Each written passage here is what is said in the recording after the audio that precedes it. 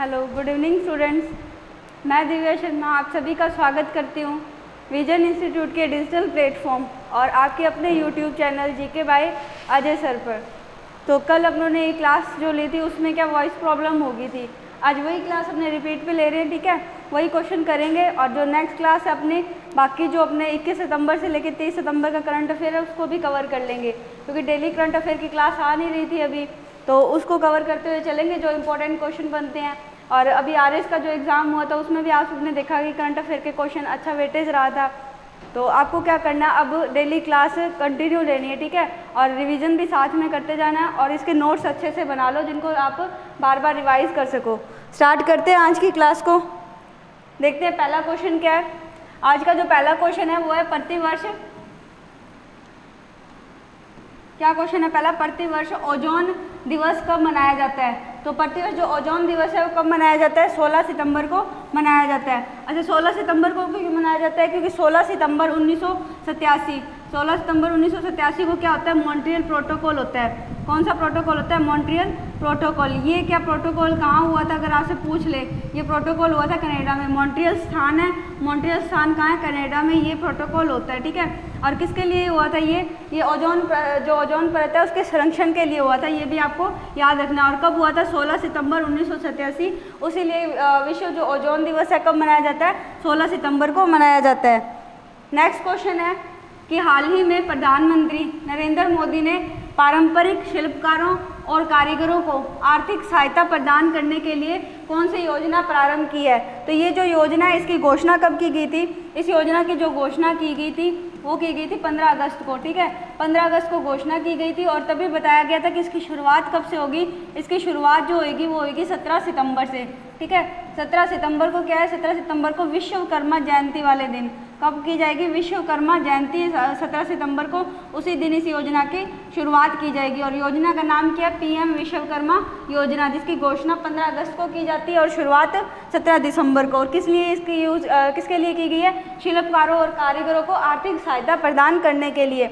अगर पीएम प्रणाम की बात करें तो भूमि प्रदूषण रोकने के लिए पीएम प्रणाम योजना, कौन सा, भूमि प्रदूषण को रोकने के लिए पीएम प्रणाम योजना की शुरुआत की गई है। और मैंग्रोव वनस्पति के संरक्षण के लिए मिस्ट्री योजना की। क्वेश्चन का राइट आंसर क्या है, पीएम विश्वकर्मा योजना।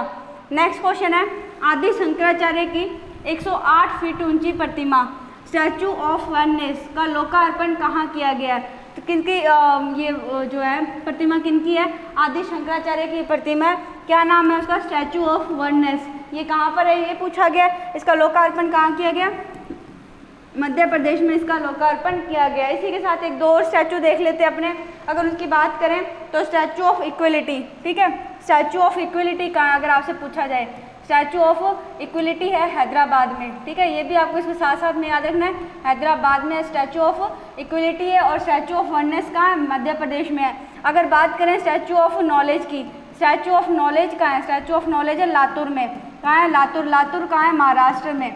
लातूर का है महाराष्ट्र में। और यहाँ कौन सी स्टैचू अगर बात करें तो statue of knowledge Latur Maharashtra में है। अगर अपने बात करें स्टैचू ऑफ ट्रस्ट की, राजस्थान जो एग्ज़ाम दे रहे हैं राजस्थान वाले स्टूडेंट हैं उनके लिए इंपॉर्टेंट है, कौन सा, स्टैचू ऑफ ट्रस्ट। ये कहाँ पर है, स्टैचू ऑफ ट्रस्ट है जो नाथ द्वारा राजमंद में। कहाँ है, नाथ द्वारा राजमंद। और ये कहाँ है, राजस्थान में, ठीक है। ये आपको याद रखना है। और स्टैचू ऑफ वननेस कहाँ है, मध्य प्रदेश में इसका लोकार्पण किया गया। आदि शंकराचार्य की ये प्रतिमा है, ये आपको इसमें याद रखना है।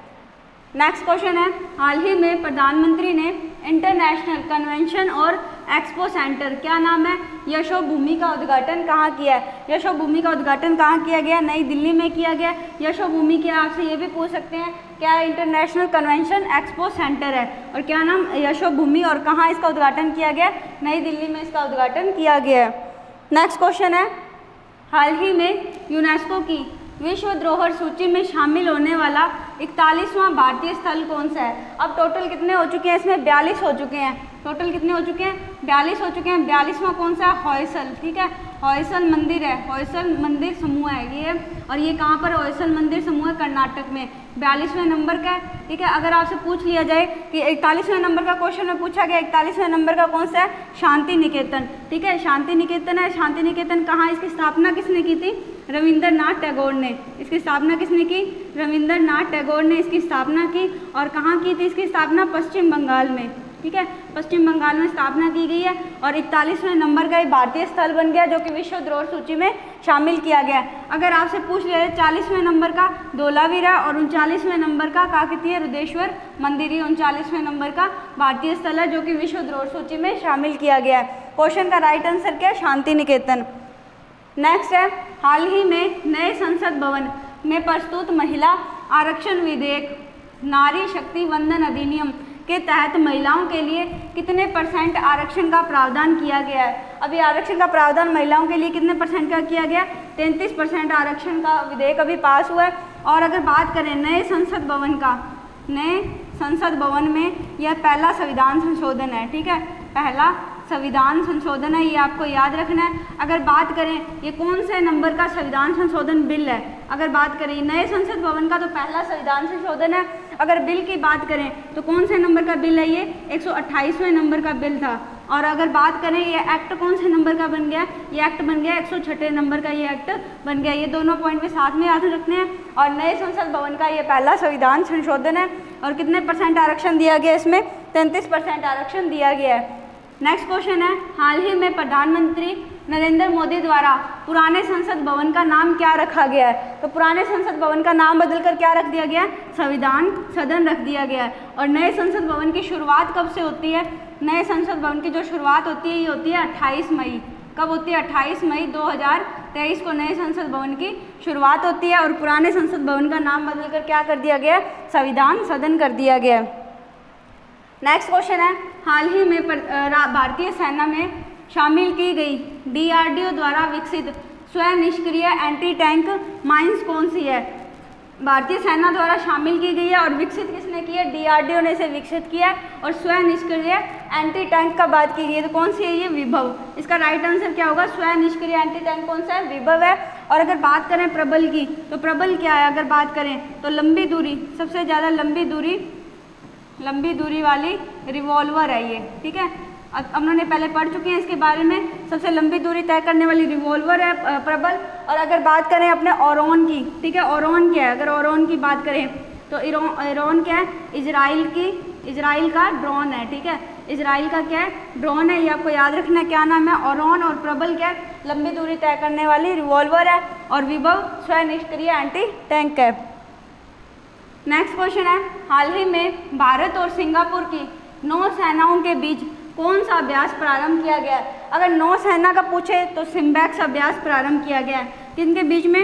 भारत और सिंगापुर की सेनाओं के मध्य है। और बोल्ड कुरुक्षेत्र अगर पूछा जाए तो बोल्ड कुरुक्षेत्र है, ये भी भारत और सिंगापुर की सेनाओं के मध्य है, ठीक है, भारत और सिंगापुर। अगर पूछे भारत और सिंगापुर की कौन सी सेना मिलिट्री के बीच में है, ठीक है, भारत और सिंगापुर की कौन सी मिलिट्री के बीच में है। और सिम्बैक्स किन के बीच में? नेवी के बीच में ये अभ्यास किया गया है। और कौन कौन सी सेना है? भारत और सिंगापुर की। नेक्स्ट क्वेश्चन है, हाल ही में दुर्लभ धातु वैनेडियम की खोज कहाँ की गई है? जो दुर्लभ धातु वैनेडियम है इसकी खोज कहाँ की गई है? गुजरात में इसकी खोज की गई है। अगर जम्मू कश्मीर की बात करें तो अभी हाल ही में लिथियम के भंडार की खोज की गई है, ठीक है, लिथियम के भंडार की खोज कहाँ की गई है? जम्मू कश्मीर में की गई है।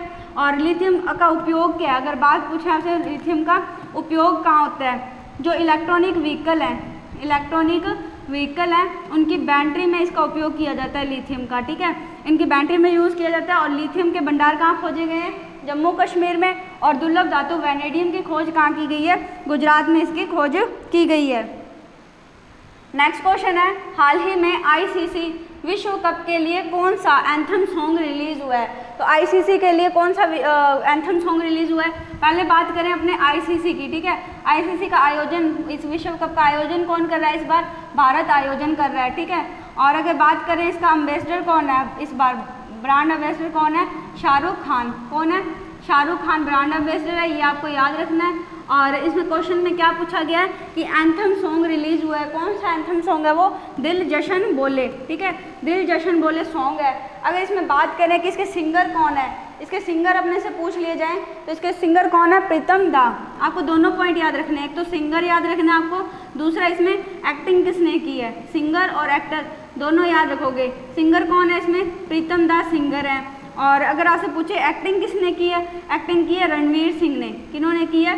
रणवीर सिंह ने एक्टिंग की है। और आईसीसी वर्ल्ड कप का आयोजन कौन कर रहा है? भारत आयोजन कर रहा है। और ब्रांड एम्बेसडर कौन है इसमें? शाहरुख खान। शुभंकर पूछ ले आपसे, इस बार का शुभंकर कौन है ना, इसमें शुभंकर क्या है? क्रिप्टोवर्स इस बार का शुभंकर है, ये भी पॉइंट याद रखना है। और एंथम सॉन्ग कौन सा? दिन जश्न बोले। नेक्स्ट क्वेश्चन है, हाल ही में किस जानवर को खाद्य पशु का टैग दिया गया है? खाद्य पशु का टैग किस जानवर को दिया गया है? मिथुन। ठीक है, मिथुन जो जानवर है इसको खाद्य पशु का टैग दिया गया है।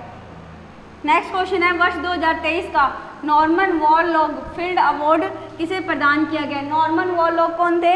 हरित क्रांति के जनक। ठीक है, हरित क्रांति के जनक कौन थे? नॉर्मन वॉरलॉग। ठीक है, ये आपको पॉइंट याद है, स्टैटिक जीके का क्वेश्चन है कि हरित क्रांति के जनक कौन है? नॉर्मन वॉरलॉग है।